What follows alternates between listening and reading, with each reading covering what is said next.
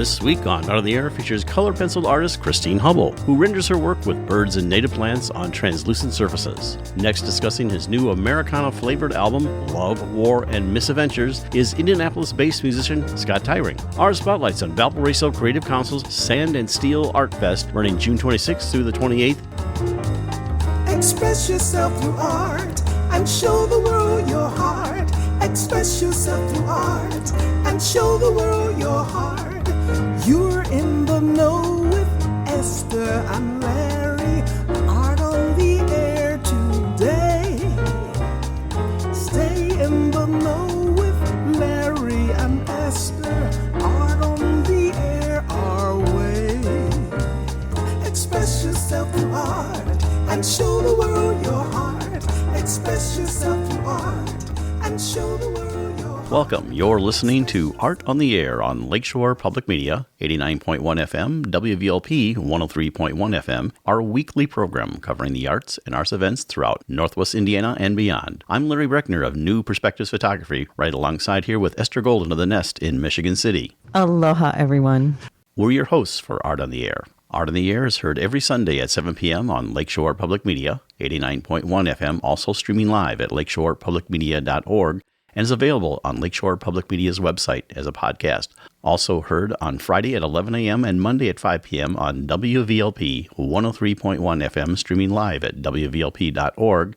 Our spotlight interviews are also heard Wednesdays on Lakeshore Public Media. Information about Art on the Air is available at our website, breck.com/AOTA. That includes a complete show archive, spotlight interviews, plus our show is available on multiple podcast platforms, including NPR One. Please like us on Facebook, Art on the Air, WVLP, for information about upcoming shows and interviews. We'd like to welcome back to Art on the Air Spotlight from the Valparaiso Creative Council. She's the executive director, has been there, actually the very first executive director. I happened to be on the board when we made that decision. And you can find information about them at valpocreates.org. Jessica Corral, welcome back to Art on the Air Spotlight. Hi, thanks for having me. It's always a pleasure to have this time with you guys. I know it's always wonderful getting caught up with what's going on in your life. Thank you. So you have a whole bunch of things. I mean, since you've taken over, there's been so many things that have happened. So tell us a little bit about that, and then we'll move forward to what's coming down the pike. You have an actual facility and things, but kind of go over what's happened. Sure. In the last year, we've revamped an unused space here in downtown Valpo on Indiana Avenue, right on the Creative Corridor. 256 Indiana Avenue is a Valpo Create Center, 3,000 square feet of space, and we have it compartmentalized for creatives to use in a lot of different ways, very, very diverse ways. Aside from that, we've had some amazing murals. Over 10 murals are popped up downtown Valpo, and so we've been the initiator behind that in getting just beautification and art activation in key places with amazing partners. So to use the space, how does that work? Like, if do you have individual artists that come in and maybe teach classes, or how is that managed? We have anybody with interest in utilizing or renting for any reason, whether they're having a class or if they want to rent it for a birthday party or maybe an info session, they're welcome to apply to rent. We also have an artist, we call them the Artist Hub Cohort. There's 8 artists that are featured, and they have a whole calendar full of events. And so we feature them, and we're kind of using them as the guinea pigs to say, hey, what do you need to facilitate your instruction? How can we meet as a team? What do you need to learn? What is the training that you need to have for content creation, marketing, anything that's important for you? And we're really kind of keeping each other close, like a camaraderie kind of hub of artists that really, they miss working with others when they're in isolation in their own craft. And so this has really been a useful way for us to build that bridge between everyone. So is the building just kind of exclusively for Valparaiso residents, or is it Wide open. Available to whoever applies? Yeah, wide open to anybody that would like to utilize and activate our building. We love every art form being represented, and we try hard to reach out to that and try to get different types of creatives in here glasswork, felting, crochet, DJing. So we have a lot of different opportunities that you might not see at other locations. And people can find that information at your website, valpocreates.org. But go ahead and tell us about that. This is going to actually air on May 6th, but tell us some of the things you have coming up spring, summer, and you have a special thing coming up also. We do, and we also have a brand new website being revamped and being launched in April. So by the time this airs, people can see that. They can go to our calendar, and it has every event that we're doing. One of the big feature events is Sand and Steel Art Fest. I'm working in conjunction with Valparaiso Events, supported by Valpo Park. So there's a trifecta of 3 organizations working together for this. It's meant to be kind of a county-wide draw, bringing in the Porter County theme of sand and steel. The artists that will be featured are not expected to have a sand and steel theme in their artwork, but we are incorporating local artists from the region. Currently, there's a call out, so if anybody would like to be a part of that and be an art vendor, they can apply at valparaisoevents.org. So what other future plans do you have? I mean, you've taken from the time I sat on the board from a relatively small project, we'll call it, to what it is now. But what's besides sand and steel, what do you have vision beyond that? We're always adding more murals every year. So Mural Walk happens in August. We have 2 slated for this year. We're going to have potential sculpture pop-ups happening over the next 2 to 3 years. And there's just a lot of growth behind the scenes that I can't share publicly yet, but we will be having some really big leaps and changes in growth that I'm very excited about. Overall, just really happy for people to know who we are and get ourselves out there as a regional connector with artists and art organizations. So Jessica, are the utility boxes still an open kind of call? Is there still, or once they're set, is that in perpetuity? That is actually something that I work with the city. The city is the lead for that, and once they're filled, they're filled. So until we have more utility boxes to cover, then we'll do another call out. Yeah, but that's Excellent. a phenomenal way for art to pop up in meaningful ways across the city, really sharing artwork on blank canvases that would otherwise be overlooked, and it's been such a great initiative that the city's taken on that. And as a viewer or someone who drives around in Valpo, it's like such a pleasure to see them. I love that. Thank you for that feedback. And I think that's also what the murals do as well, right? On a monumental Right. scale. And so we're trying to kind of emulate that activation of the creative district in a very visual way. I don't know if you're at the point yet to start expanding staff-wise. I mean, right now you're kind of flying solo, but is it down the road you're getting like a development person or other types of people to help you out? I know you have a lot of volunteers, but... Yeah. I mean, we have a very strong board of volunteers, but ultimately we will need staff to support these roles, and we're getting there, Larry. I think it's just a matter of making sure that we know the direction before we set people in place. So yeah, that's our next goal, is to have a team that's going to expand a little bit too. And we're excited to grow in fun ways. In our last few moments, tell us the website and how people can find out about you. ValpoCreates.org. You can follow us at Valpo Creates on Instagram and Facebook. We have a lot of fun reels. You can see behind the scenes of what we do. If you follow us, you can message. You get directly to me. You can email us at info@valpocreates.org.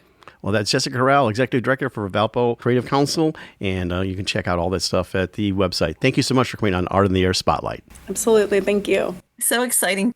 And a Spotlight Extra. Off Track, a South Shore Roller Derby and Arts Festival fundraiser, will be on May 30th at Promise You Art House in Highland. Go online at Facebook to find out more information. Art on the Air Spotlight and the complete 1-hour program on Sunday is brought to you by Ember Forge Consulting, with end-to-end expertise in learning strategy, design, and implementation. Ember Forge turns your organization's knowledge into impact. To learn more, visit emberforgeconsulting.com. And as a reminder, if you'd like to have your event on Art in the Air Spotlight or have a longer feature interview, email us at aota@brec.com. That's aota@brec.com. This is Pledge Week for your public radio station, and Art on the Air encourages our loyal listeners to support this station by making a monthly sustaining pledge so we may continue to bring you this great program. This is Meg Barrow of the Beverly Shores Depot Museum and Art Gallery. I'm the curator. You're listening to Art on the Air, Lakeshore Public Media, 89.1 FM, and on WVLP 103.1 FM. We are pleased to welcome Christine Hubbell to Art on the Air. Christine is a native-born Hoosier working primarily in colored pencil. She earned a foundational certificate in botanical and scientific illustration from the Denver Botanic Gardens. Her illustrations focus on how humans make meaning out of the natural world, particularly focusing on birds and flowers. Her work has traveled nationally as part of juried exhibitions. She was a 2024 Artist in Residence at the Indiana Dunes National Park and is also a conservation volunteer, aspiring naturalist, and art teacher. Thank you for joining us on Art on the Air. Aloha. Hello. Aloha. Aloha and welcome, Christine. Very nice. Thank you. Thank seeing you. It's nice to be here. Well, we'd like to welcome you to the show. And of course, our first question is always to find out your origin story. I always like to tee it up by saying how you got from where you were to where you are now. So tell us all about Christine. Well, I would love to tell you that I am Diana Prince, secretly Wonder Woman. She was always my favorite. That would be the best origin story. But no, I actually came to art mostly as an adult. I loved art as a kid, but really grew up wanting to be a poet. Somewhere I learned that poets lived in garrets. And when I learned what a garret was, and that I could have my own room in an attic somewhere, I decided that was the career for me. And I just grew up mostly writing poetry and ended up becoming a writer initially. It's not easy to do that as a career, but I had a science background in college and found myself in the field of technical writing. So my art really began in community art centers after work, just looking for a more creative outlet. And even in my work, I would often try to finagle the more creative jobs. If there was anything that I could get my hands on that was art related or doing something a little more what I thought of as fun, I would try to move myself in that direction. So in my technical writing career, I made a lot of lateral moves from the documentation department into marketing, and then from marketing into other kinds of areas, until finally I was working. I got married and moved to Colorado, and I had been working as a technical writer for about 10 years in South Bend, and I met my husband on an airplane in Portugal. And he was from Ohio. And so we were two Midwesterners that met on this airplane overseas, talked all the way back to the United States, ended up dating and getting married. And it was just a really great way to start a relationship. And we ended up moving to Colorado, and my company let me continue to work for them. But then they laid off all the remote employees. Oh.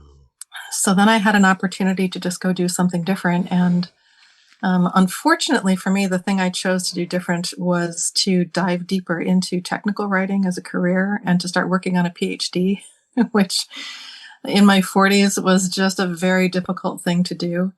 And I kind of burned. Because of time or? Time, and it really was the wrong direction. I mean, I've always tried to get into the things that are more creative, and diving deeper into technical communication and rhetoric just did not feel creative. And it is very stressful to be in graduate school, no matter how old you are. It was a really good program through Texas Tech. It was a distance program. So it involved occasional travel down to Lubbock, staying there on campus, meeting my cohort. All of that was really great, but it just was just absolutely the wrong direction. And I remember standing at the kitchen window one day and thinking, what am I doing? This is just not what I want to be investing in. So what did you do then? Did you decide I'm going to just turn around? And Yeah.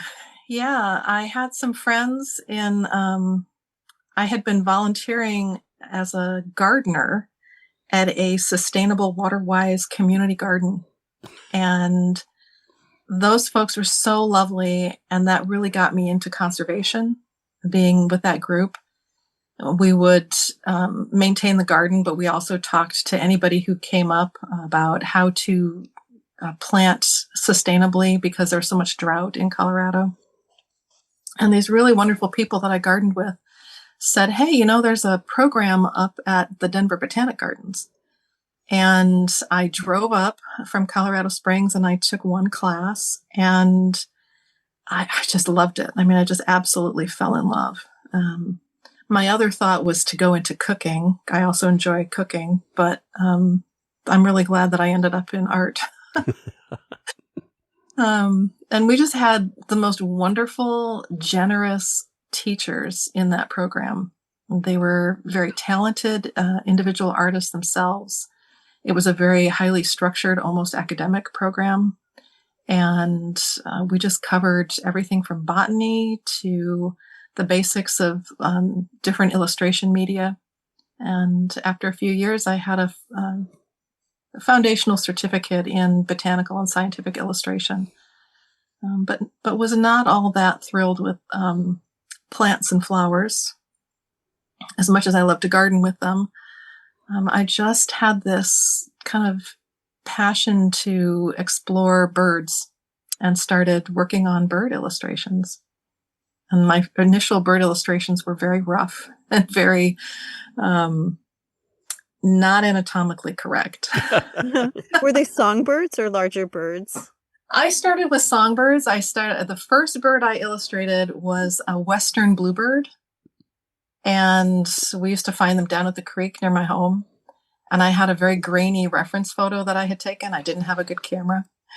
And I did a colored pencil piece where I tried to do a very large illustration of the entire creek with the bird in the foreground. And it was a beginning piece. I enjoyed it. We all have them, you know? Yes. Yes. In photography, they always say the first 10,000 images you have are your worst. So, well, yeah. Or it takes 10,000 hours to really learn something. Yeah, I have a lot of those pieces from that time, and just tried a lot of different colored pencil classes.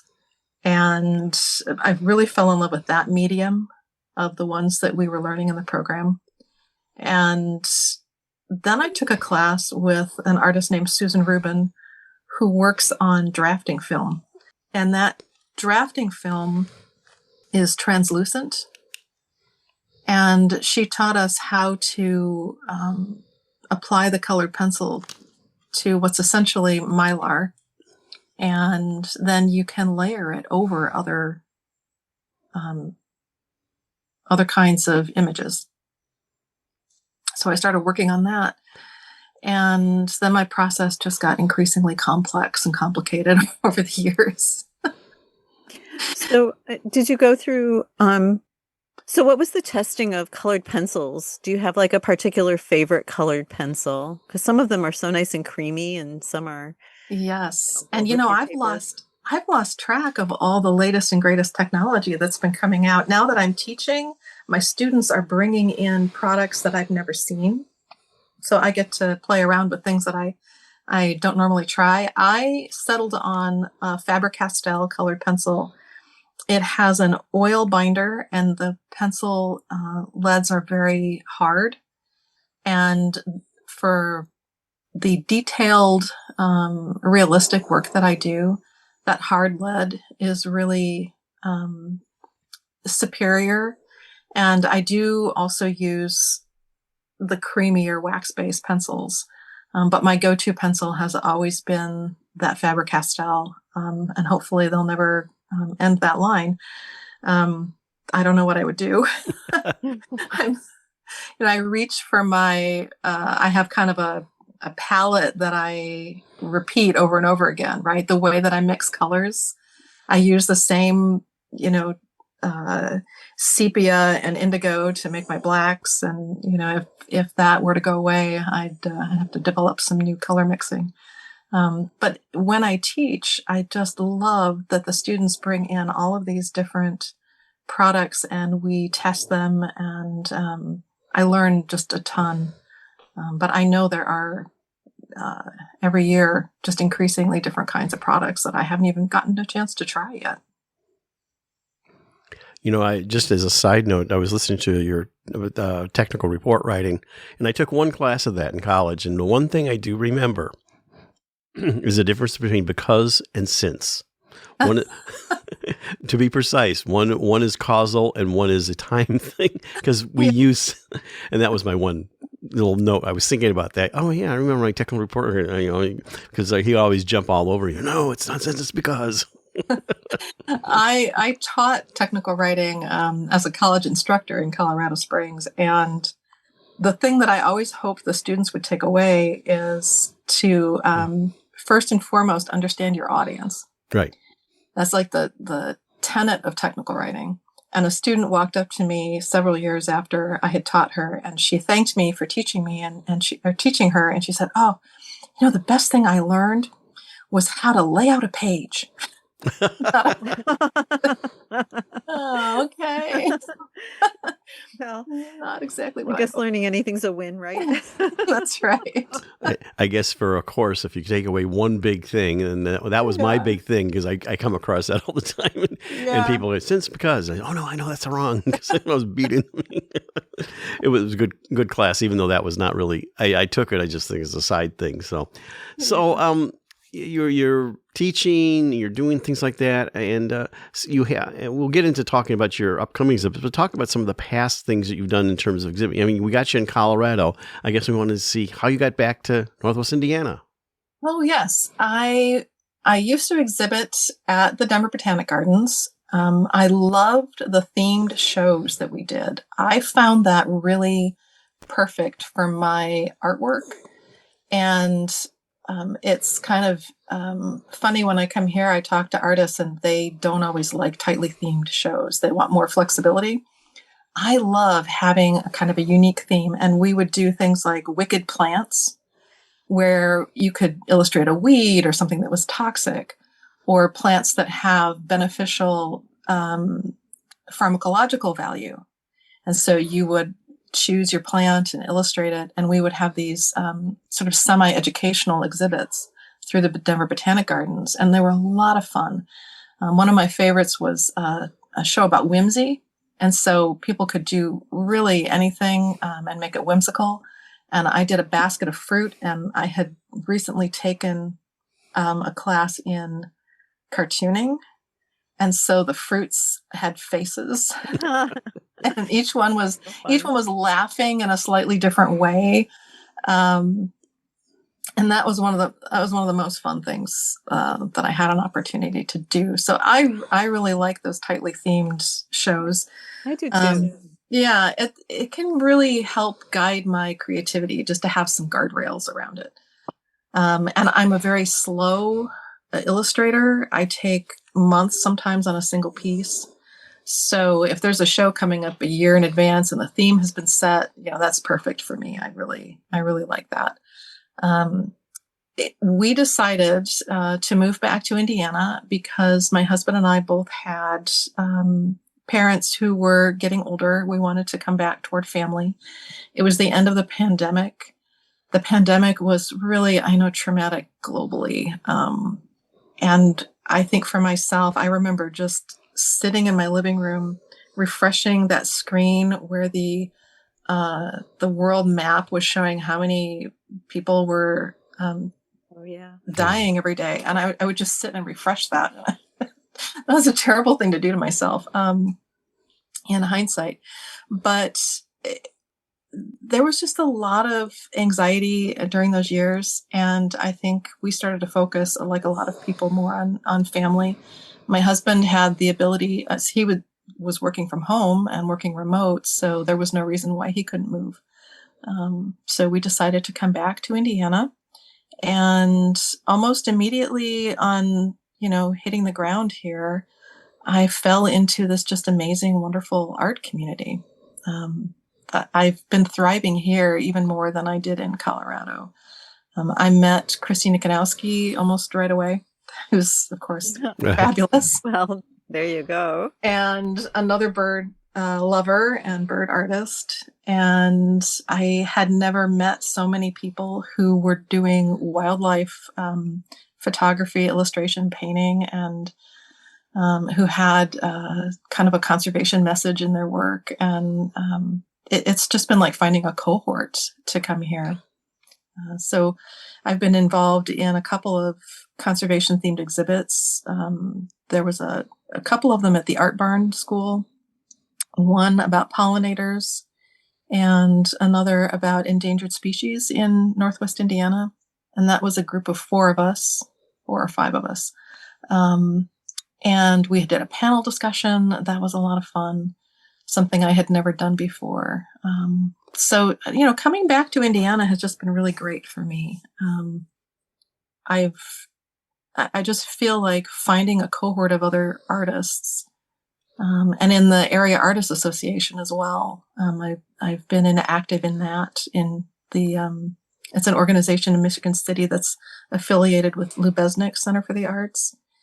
And that's been wonderful too, to meet working artists who are in all different media, things I would never even think about, sculptors, woodworkers, painters, photographers. And we talk to one another about our artwork. And it's just, that's been really great. I feel like that's helped me professionalize a little more. So there's just been a lot of good things going on here in Northwest Indiana. I'm a member also of the Chesterton Arts Center, and I have some work there occasionally. And I think last year they did a beautiful area exhibit involving a lot of different organizations on the Hannells. Right. Right. And I was included in there. That was just tremendous show. Yeah. I'd like you to briefly talk about your experience, as an artist in residence for the Dunes. So we've had several people on, artists, and talk about your experience doing that. Oftentimes I'll see opportunities and I'll ask around, like, is this a good thing to do? And every time I brought up that program through the Dunes, the artists I spoke to who had done it were just so positive about it. And interestingly, a friend of mine who's an artist in Colorado had family out here, and she came here and did the artist in residence the year before we moved. And she gave me all kinds of information about the program. I was very excited. I was very excited when I was accepted into that.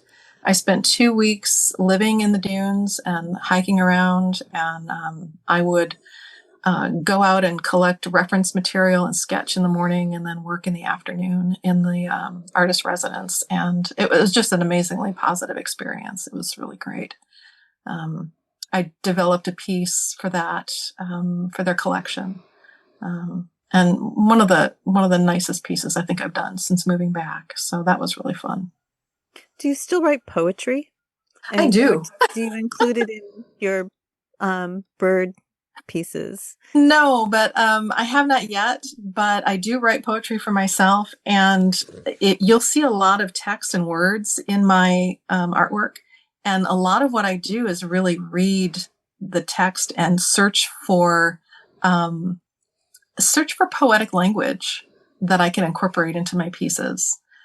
So I use a lot of historical text from land survey notes, which are very dry, but then I'll find the little human voice in there where the surveyor talks about maybe it was raining, or, they come across a beautiful spring brook, and I'll make that the focus of the piece.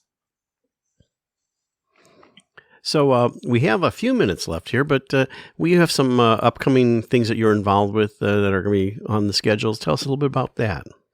So the first thing is right now I'm in an exhibit in the LaPorte County Convention Center called Anything Goes. That's a group exhibit through Area Artists Association, and that's running through the end of May. And then 3 artists, myself, Christina Kanowski, and Betsy Fleek, we are doing an exhibit called Feathers, an Experience in Bird Art Education, and that's going to be at the Beverly Shores Museum June 12th. through July with a reception on June 12th. And the exciting thing about that is that on that Sunday morning, each of us is going to do a special program that's free. Oh. So I'm going to do nature journaling, and Betsy is going to do a nature walk, and Christina is going to do some birding. So please come out and enjoy that. And then the Migration Marketplace for the Dunes Birding Festival is a public event that you can come to even if you're not at the festival. And it's during the hours of the birding festival. And I'll have a table there, and I'll have some of my artwork as well as some handmade goods that I develop. So come out and see me. Enticing. So anything beyond that? Like, do you have plans for midsummer or into the fall? Any exhibits or things coming up? I am applying for things that I have not heard back about yet. So last year I did the Lubeznik Art Festival. I've applied for that. I've applied for several other festivals and marketplaces. And I would say follow me on my website and on Instagram. I definitely have plans for midsummer and beyond. It just depends on what I get accepted to and what I decide I can afford to do. So quickly, why don't you go ahead and tell us your website and Instagram so people can find you? So I am chubbleart.com. And on Instagram, I am Chubbell Art. So C Hubbell Art, ChubbellArt. Okay. We have about 1 minute left. Is there something outside of art you like to do? Oh my gosh. I love history. I love birding and sewing and cooking. So yes, many things outside of art that I love to do. Probably at the top of that list is every time I need to calm down or soothe myself, I go see a bird. Well, and there's a lot of opportunities in this area. So I'm fortunate enough to live on a lake, and that's where I do a lot of my photography for my kayak and everything. So, yeah, wonderful. Well, we appreciate you coming on. There was you can find our guest at chubbleart.com, and we'll have a link on her picture that will take you to that website. And Christine Hubbell, she's going to be available for several exhibits, including the one at the depot.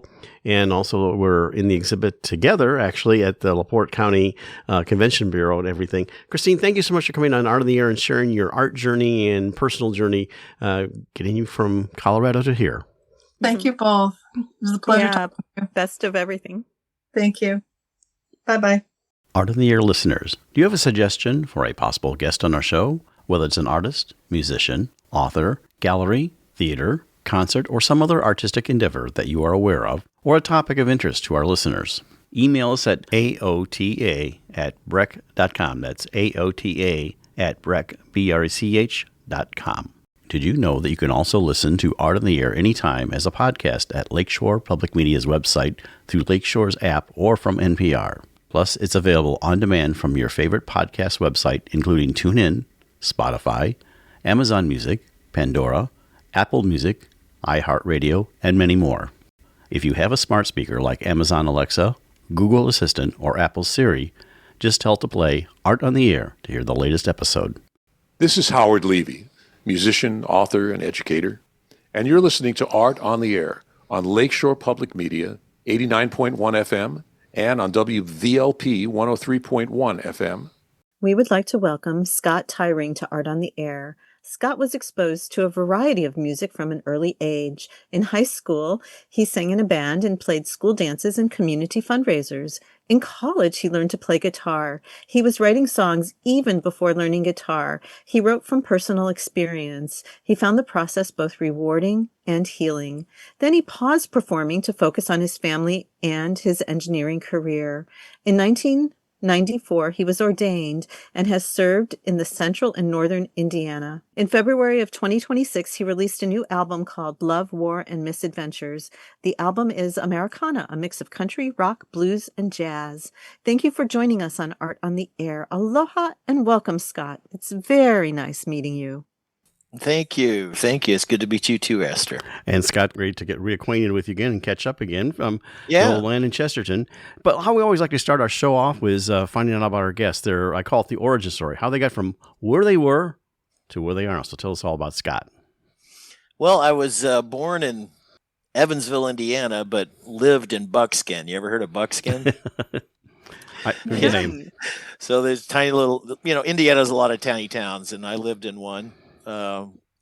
In Buckskin is in Gibson County, about 5 miles away from Oakland City. Oakland City's got a college down there, a teacher's college. I don't know if you're familiar with that or not. But anyway, it's in the Evansville area, about 30 miles outside Evansville. And we lived there till I was 4. Didn't have running water in the house we lived in, so we had like an outhouse in the back. And then I think when I was 3, my dad actually built on a bathroom with running water and tub and shower and all that. Did you have an artesian well on the property, or? Yeah, we did. We had a well and like a hand pump, water pump for the kitchen. I am familiar. Yeah. Yeah. And then there was a shower in the basement, I think, so there was a pump in the well that could provide pressurized water to the house, but it was only like a shower in the basement. And I think I remember we used to take baths in laundry wash tubs with the big ringers, big galvanized tub, and we'd take baths in those. And I was there till I was 4, and then we moved to Central City, Kentucky, which you might know is the home of the Everly Brothers. And my father worked for Peabody Coal Company down there, and we were down there for 7 years. So most of my elementary school career was spent in Central City. And when the music that I listened to in those days was, whatever my parents were playing, but I had 2 older brothers, and what they were playing was quite different. So my dad was playing like Glenn Campbell and Anne Murray and Jerry Reed and Chet that's Atkins. good for lyrics. And then downstairs it was Steppenwolf and the Beatles and the Rolling Stones and Led Zeppelin and Janis Joplin and Frank Zappa and all the great classic rock bands. I was exposed the Who. I was exposed to all of it. The Monkees.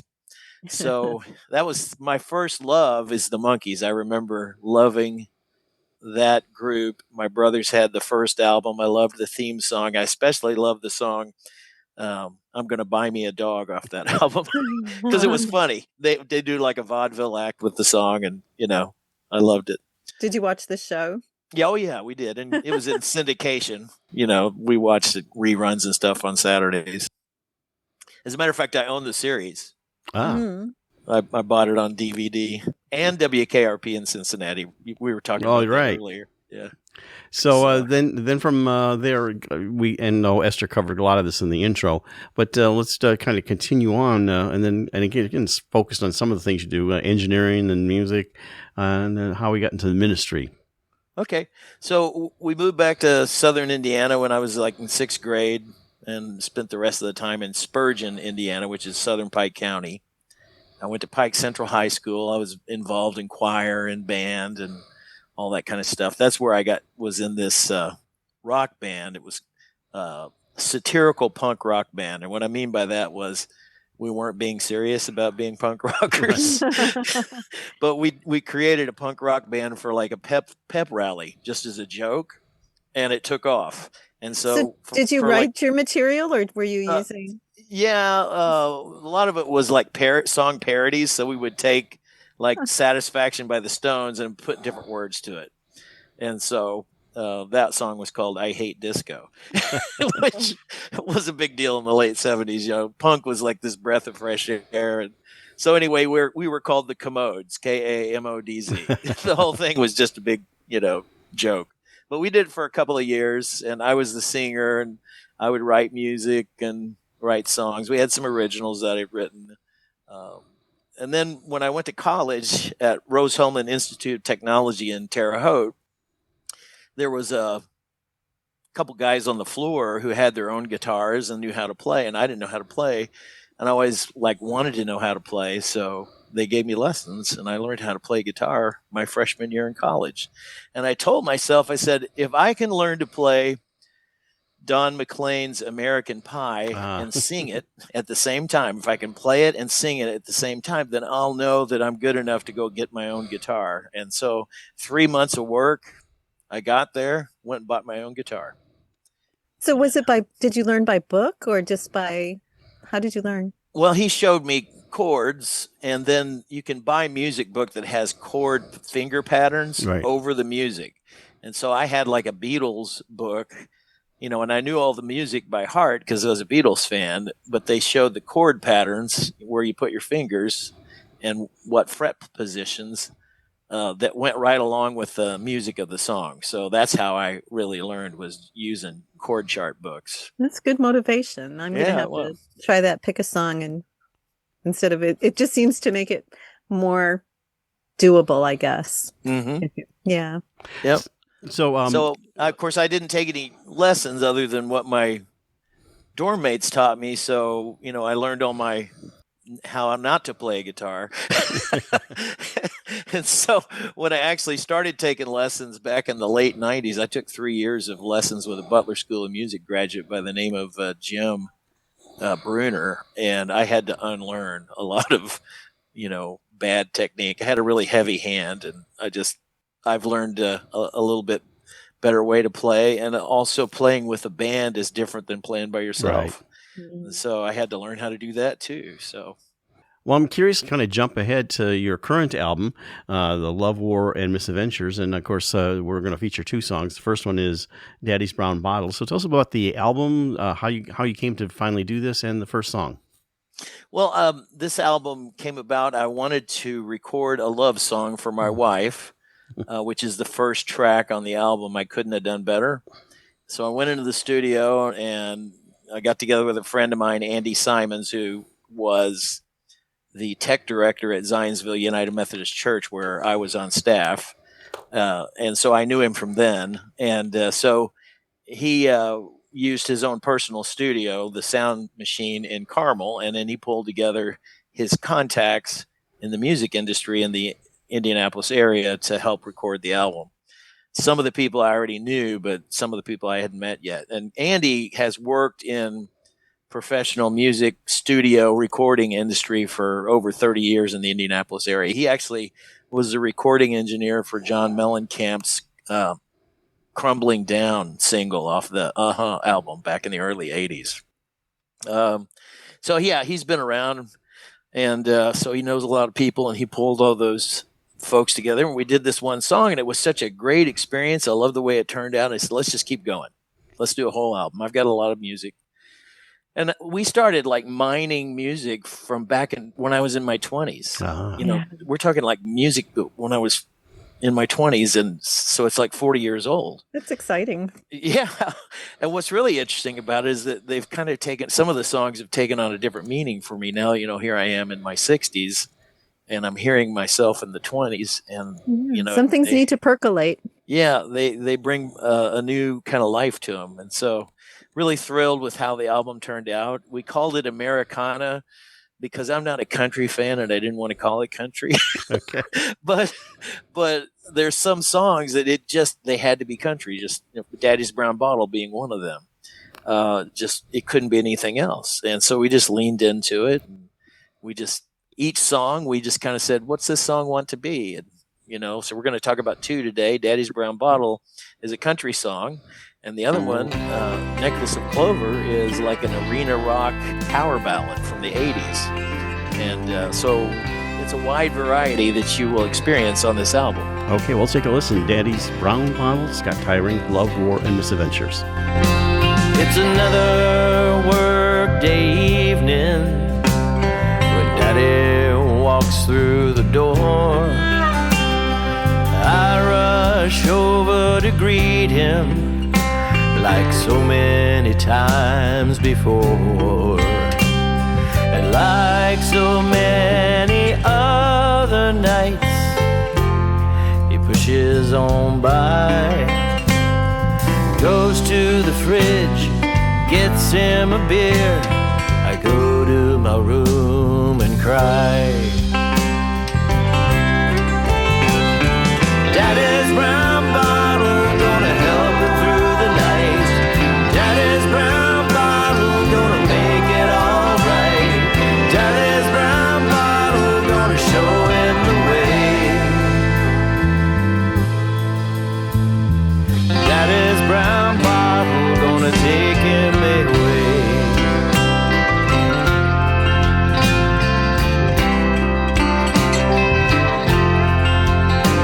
Well, he sits back in his easy chair and stares out at the walls. And when he wants another beer, only then my name he calls.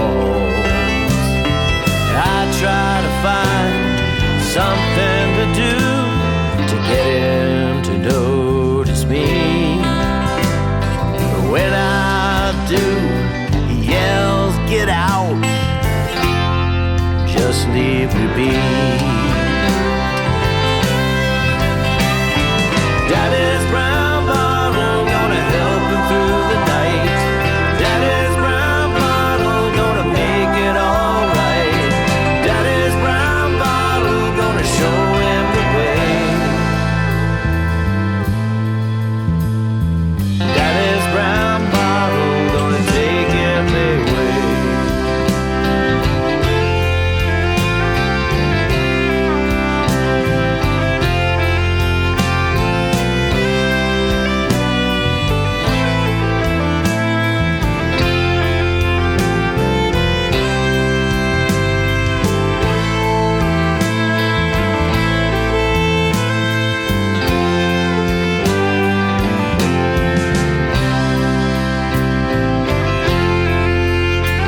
Well, it happened to me one evening, tired of being abused and ignored. Mom and Dad were out for the night, and I was sitting around feeling bored. I went to the fridge, opened the door, brown bottle caught my eye. I cracked it open, slugged it on down, and much to my surprise, Daddy's brown bottle gonna help me through the night. Daddy's brown bottle gonna make it all right. Daddy's brown bottle gonna show me the way. Daddy's brown bottle gonna take me away. Daddy's brown bottle gonna help me through the night. Daddy's brown bottle gonna make it all right. Daddy's brown bottle gonna show me the way. Daddy's brown bottle gonna take me away. Take the pain away. I'm gonna be okay.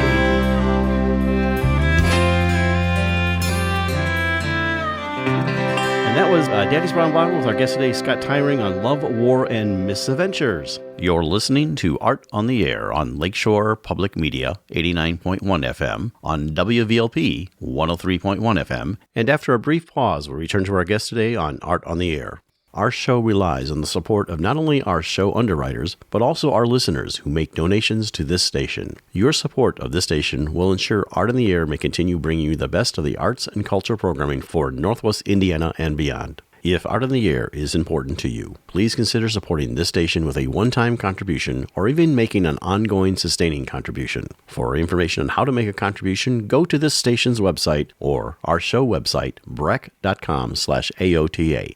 And thank you. And now we return to our guest on Art on the Air.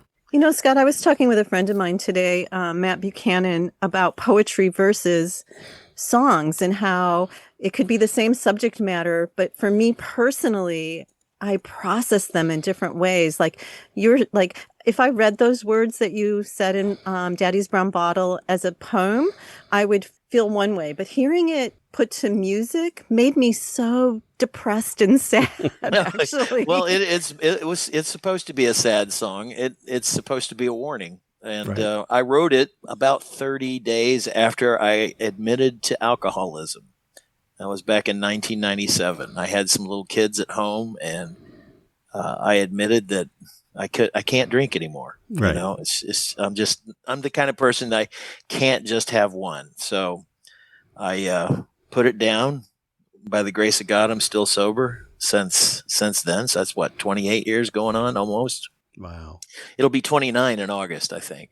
Well, congratulations. Let's Thank you. talk about the next song real quickly because we're running out of time, actually. Necklace of Clover. Necklace of Clover is about an experience when I was a little boy. I grew up during the Vietnam era, and my oldest brother, David, 9 years older than me, he was very much involved in the whole hippie scene of the late 60s and drugs and draft card burning and that kind of thing. And he ran away from home several times due to the conflict at home between him and my father, mostly. So for me, there's some trauma involved at home, the hitting and screaming and yelling. And so I am a war victim from the standpoint of the war at home. Back in those days, they called it the generation gap. Right. So I saw it on the front lines. And he was home from one of the times that he'd run away, and we were out by the family swing underneath this big tulip tree picking through the clover, and he made me one of those clover blossom necklaces and hung it around my neck and said, "Stay just the way you are. It's the only way to be." Well, let's take a listen to it. This is Scott Tyring's album, Love, War, Misadventures, Necklace of Clover.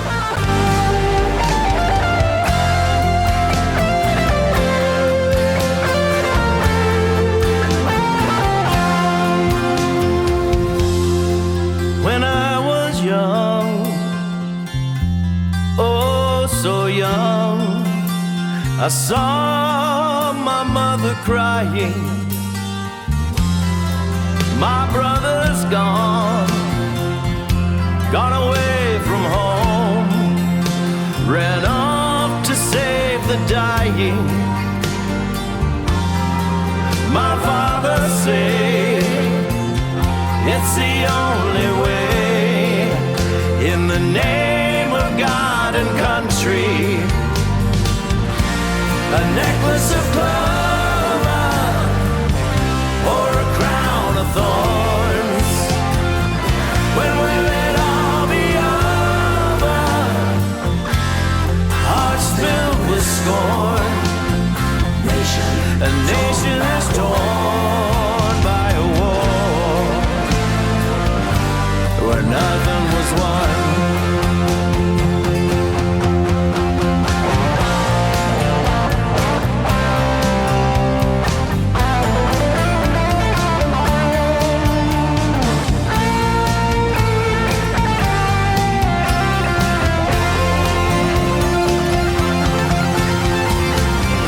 In the summer sun, my brother sat with me, looking through the clover in the shade of a tree. He gave me a necklace that he made for me. He said, stay just the way you are. It's the only way to be.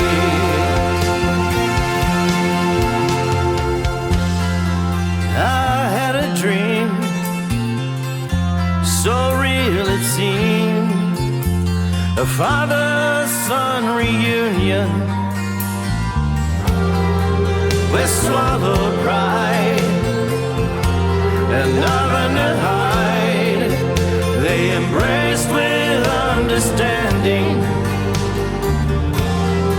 Bad feelings fled and nothing was said, just love so undemanding. A necklace of clover or a crown of thorns. When will it all be over? Hearts filled with scorn. A nation is torn by a war where nothing was won.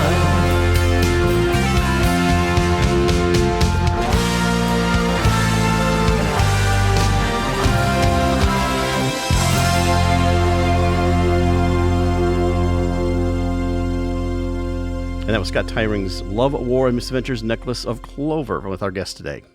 Boy, I wish we had time to talk about all the songs. Oh, well, thank you. maybe there'll be another opportunity down the road. Well, I'll tell you what. Let's give you this last few moments here to tell us how people can find you, like online, where they can get the album, all that information. Well, the album's available on all the major streaming platforms, so you can listen to it on Spotify, YouTube, Apple Music, Amazon Music, Pandora, Deezer. If you'd like a CD, you can send me a message through my Facebook page, just Scott Tyring. I have a Facebook music page, and I'll get a message from you. For $20, I'll send you a CD. I couldn't believe how much it costs to mail those things. Oh, yeah. So anyway, yeah, so $20, I'll send you a CD if you'd like. What's nice about the CD is it has 3 alternate mixes. One of I Couldn't Have Done Better. Basically, we took the electric guitar off of it, so it sounds piano-driven. Well, we appreciate you coming on the show. That's Scott Tyring. His album is Love, War, and Misadventures, and you've heard where you can get it. Thank you so much, Scott, for reconnecting and sharing your album and music with us. Thank you, Larry. Esther. Thank you. It's been a pleasure, Scott. All right, take care.